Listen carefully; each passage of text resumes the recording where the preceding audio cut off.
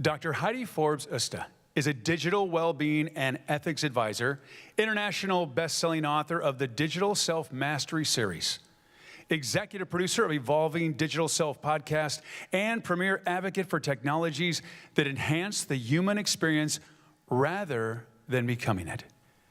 She was recently awarded Wellbeing Technology CEO of 2018 by CEO Monthly.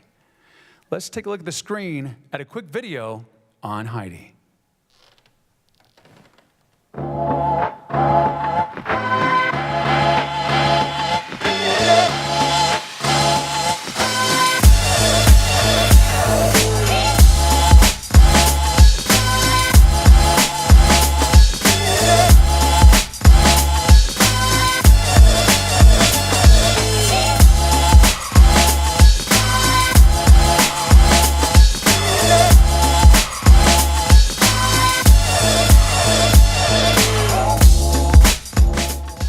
Ladies and gentlemen, it is a privilege and an honor to bring to the stage Heidi Forbes Öste.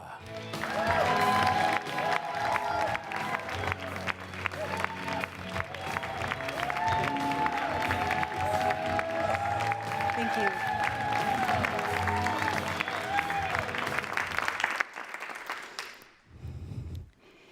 Imagine, about 3 years ago, I was enjoying the last little minutes of my vacation, sitting on the porch, watching the fog come over the field, and I hear this horn. It's the 10-minute warning for the ferry that only runs twice a day, and I need to be on that ferry. I grab my bags, and I run down to the ferry barefoot, grabbing my shoes so that they don't get wet. And as I'm running onto the dock, I say to the captain, "Wait! Hold the boat for me!" I get on the boat, and we're about halfway out of the harbor, and I realize I've forgotten something. My phone.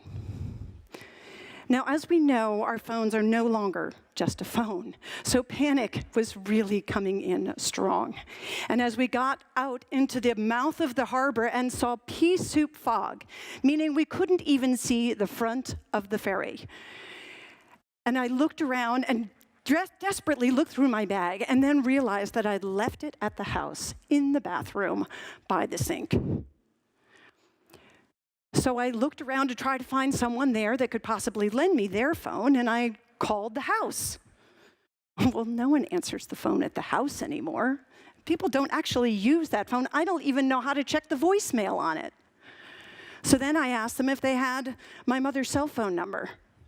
Of course, no one has that in their memory, and the only other person that had a phone, their battery was dead. My panic was rising and rising and rising until all of a sudden I felt a tap on my wrist. It was my Apple Watch telling me to breathe.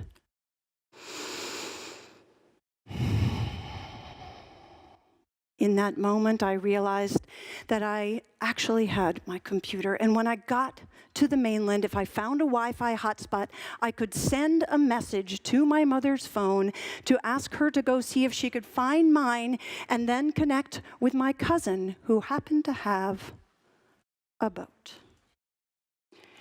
And with good luck, the fog did rise, and I was able to get to my meeting. Now, keep in mind that phone was my ticket to my bus, to my plane, to the logistics to even get to the event that I was going to.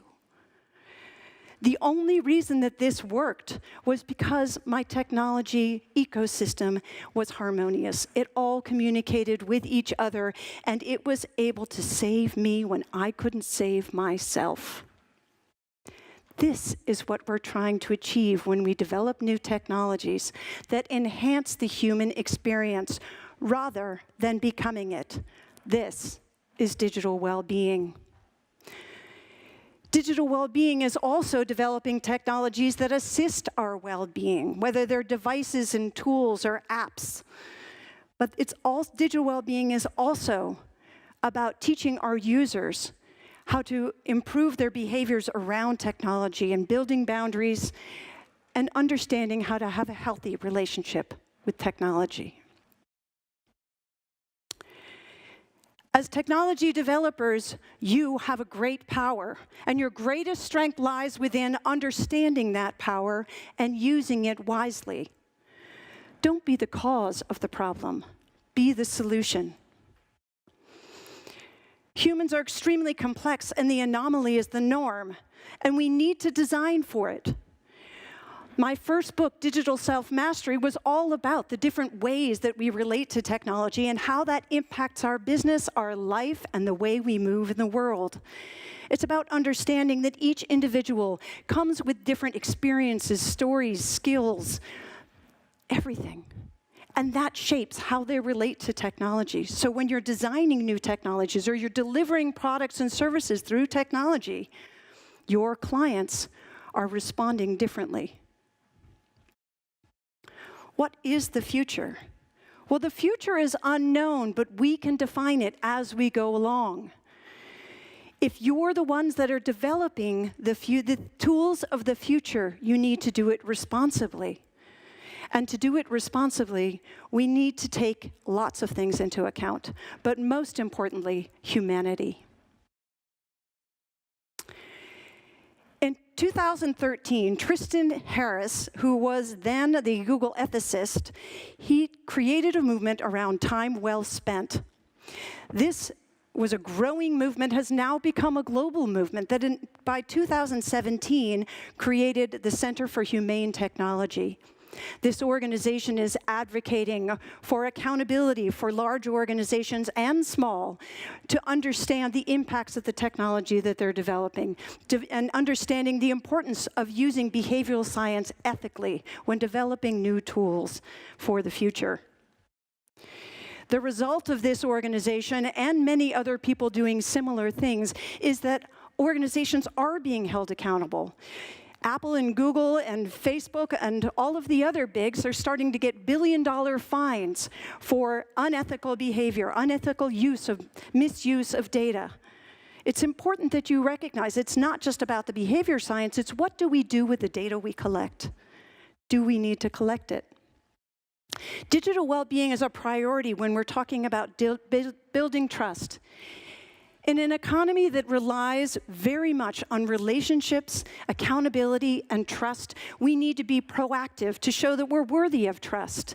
You need to know that your clients are counting on you. So you need to be thinking of them as human beings and the impact of the technologies that you're developing. Digital well-being is a priority for your investors. Humanity is a good strategic investment. In fact, one of my clients, after integrating digital well-being strategy into their development process, their valuation went from $1 million to $3 million. Because the investors are concerned about the future. Investors are looking at social good. They want products and services that are going to improve humanity and not be the problem. Digital well-being is a priority for relationships. We need to remember that those people in our lives that are going to be the next generation and their children the next generation after that are going to be using these products and services and going further in their lives with it. We need to teach them by showing good examples. We need to be mindful when we're developing things about high-value actions. What do we need to do? What is absolutely needed for us to collect in terms of data? And what do we not need to do? What can we just give back to the user or only collect data one way? Do we need to add functionality if it's only causing stress? Just because you can doesn't mean that you should. When I did my dissertation study in 2014 on wearable technologies and presence of mind in the workplace, the biggest finding was not about the functionality of the devices. It was about the human response to the physical devices themselves and to the applications. It was more about how they integrated into their lives, or did not, rather. So most people were never actually able to experience and benefit from the devices in the way that they were intended. Think about that when you're developing your products and tools, because certainly the product cycle, customers are no good if they're only there once and they give you a bad review. Digital well-beings is a priority and outcomes. These are all Generation Z, and I can tell you, they care. It's important for them to see that we care and that we're developing things that are accountable for their future. We want to develop tools that relieve stress and are not the cause of it. We need to remember that the mind-body connection, when we're developing tools for the mind, using behavioral science, remember the impact on the body and vice versa.